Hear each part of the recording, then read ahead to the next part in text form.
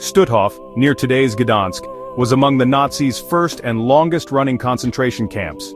It began as a prison for Polish leaders, but soon became a site of suffering for Jews, political prisoners and POWs from across Europe. Prisoners endured starvation, disease and constant terror, forced into backbreaking labor with barely enough food to survive. The camp's guards, including many German women known as Aufseherinnen, enforced discipline through violence and intimidation.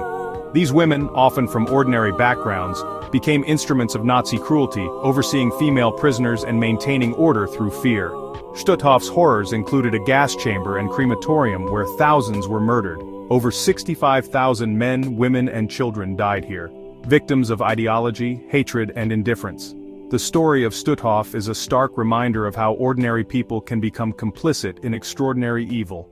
It is a chapter of history that demands remembrance, for both the victims and those who enabled their suffering.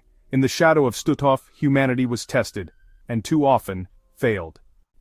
By 1945 the Red Army was closing in, and hope flickered among Stutthof's prisoners. As the Nazis tried to erase evidence of their crimes, they forced thousands on deadly winter death marches. Many perished from cold, starvation, or execution. Those left behind faced starvation and a typhus epidemic, abandoned as the camp collapsed. On May 9, 1945, Soviet soldiers liberated Stutthof, finding thousands of sick and dying prisoners. For many, rescue came too late, but liberation marked the end of the camp's horrors. Survivors faced a long road to recovery, haunted by what they endured. The guards who fled knew their reckoning was near. The war's end brought both relief and the daunting task of seeking justice. Stutthof's liberation was not just an ending, but the beginning of accountability. After the war, Allied forces hunted down those responsible for the camp's atrocities, including the female guards of Stutthof. Many tried to disappear, but survivors identified them, determined to see justice done. Once captured, these former enforcers of terror became prisoners themselves, facing interrogation and the reality of their crimes. The power they once held was gone. Now they awaited trial as suspected war criminals. Their transformation from feared guards to accused criminals was swift and absolute. The world watched, demanding answers for the horrors of Stutthof. For the Aufseherinnen, the era of impunity was over. Justice was coming. In early 1946, the first Stutthof trials began in Danzig, drawing crowds eager for justice.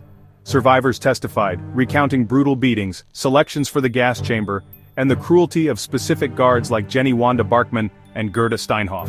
The accused often denied responsibility, but the evidence, witness accounts and camp records, was overwhelming. The court found 11 of 13 defendants, including 5 women, guilty of war crimes and sentenced them to death. These verdicts sent a clear message. Participation in atrocity would not go unpunished. The public executions were a stark, if controversial, symbol of justice for a shattered nation. For survivors, it was a moment of reckoning and closure.